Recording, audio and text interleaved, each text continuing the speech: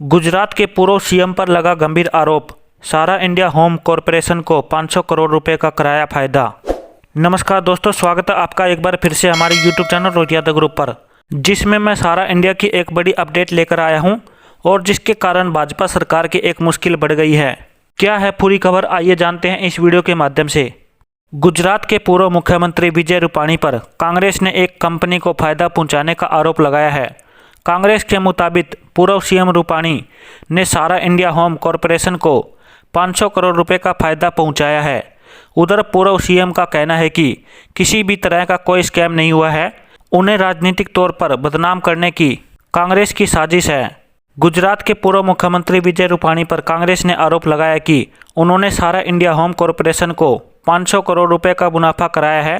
कांग्रेस के विपक्ष के नेता सुखराम राठवाने ने आरोप लगाया है कि सारा इंडिया होम कॉरपोरेशन के राजकोट की जमीन का इस्तेमाल का उद्देश्य बदलकर 500 करोड़ रुपए का मुनाफा कराया गया है।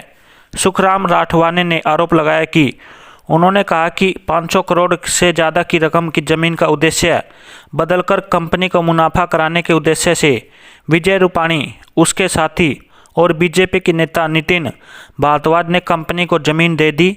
जिस जमीन पर सारा इंडिया होम कॉरपोरेशन ने घर बनाने के नाम पर लोगों से पैसे इकट्ठा कर स्कैम किया, उसी जमीन को सरकार के जरिए वापस लेकर लोगों को पैसे लौटाने की जगह उसी जमीन का उद्देश्य बदलकर कंपनी को करोड़ों रुपए का मुनाफा कराने का प्रयास किया है। वहीं कांग्रेस ने इस आरोप में पूर्व मुख्यमंत्री विजय रूपाणी ने ट्वीट कर अपनी सफाई दी। उन्हें कहा कि मुझे बदनाम करने की साजिश की जा रही है। विजय रूपाणी ने कहा कि 500 करोड़ तो क्या, किसी के 5 रुपए भी नहीं लिए। रूपाणी ने कहा कि कांग्रेस डूबता हुआ जहाज है, इसलिए मुद्दे से बात को हटाने के लिए ये चाल चली जा रही है। विजय रूपाणी ने अपने ट्वीट के साथ एक लेटर भी पोस्ट किया है और कहा है कि वे किसी भी तरह की जांच के लिए तैयार है। अगर सवाल खड़ा हो रहा है तो जमीन की कीमत ही 75 करोड़ है, तो ऐसे में 500 करोड़ कैसे हो जाता है। आगे विजय रूपाणी ने खुद पर लगाए गए सभी आरोपों को नकार दिया है। उन्होंने कहा कि स्कैम करने वाले कांग्रेस को सिर्फ स्कैम दिखता है।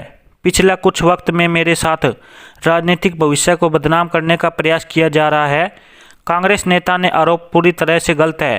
राजकोट के औद्योगिक विकास के लिए उस जमीन के उद्देश्य को बदलने का आदेश मैंने दिया था, लेकिन किसी भी तरह का कोई भ्रष्टाचार नहीं हुआ है। विजय रूपाणी ने अपने ट्वीट के तीसरे पेज पर लिखा है कि स्वाभाविक तौर पर खेती की ज़मीन को अगर इंडस्ट्रियल में बदला जाता है तो उसकी कीमत बढ़ जाती है, लेकिन ये रेसिडेंशियल ज़मीन है जिसके उद्देश्य को बदला जाए तो वह भी रेसिडेंशियल ज़मीन के दाम इंडस्ट्रियल से ज़्यादा होता है, तो ऐसे में स्कैम का सवाल ही नहीं खड़ा होता। बता दें कि गुजरात में इसी साल के अंत में चुनाव होने हैं। ऐसे में पूर्व मुख्यमंत्री पर लगे ये आरोप अगर साबित हो जाते हैं तो गुजरात बीजेपी की छवि बिगड़ सकती है। अब दोस्तों, यह सिर्फ राजनीति हो रही है या फिर सचमुच में एक बहुत बड़ा घोटाला हुआ है, इसकी तहकीकात तो पूरी जांच पड़ताल के बाद ही ओपन होगी। और यदि यह एक बहुत बड़ा घोटाला निकलता है तो इससे काफ़ी निवेशकों को फायदा हो सकता है। इस पूरे घटनाक्रम के बारे में आपके क्या विचार है, आप हमें नीचे कमेंट बॉक्स में ज़रूर बताएं। तो दोस्तों, यही थी आज की वीडियो में सारा इंडिया परिवार से जुड़ी हुई एक और जानकारी। मिलते हैं अगले वीडियो में नई अपडेट और नई जानकारी के साथ। तब तक के लिए जय हिंद, जय भारत।